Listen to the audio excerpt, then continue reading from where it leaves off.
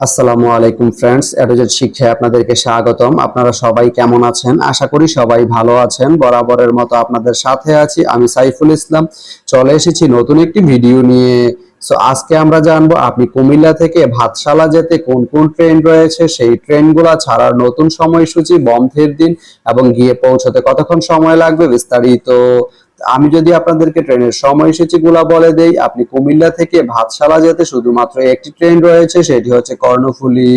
কর্ণফুলী ট্রেনটি কুমিল্লা থেকে ছাড়বে দুপুর 12টা 55 মিনিটে এবং এটি ভাতশালা গিয়ে পৌঁছবে দুপুর 2টা 38 মিনিটে। এই ট্রেনটির কোনো অফ ডে নেই।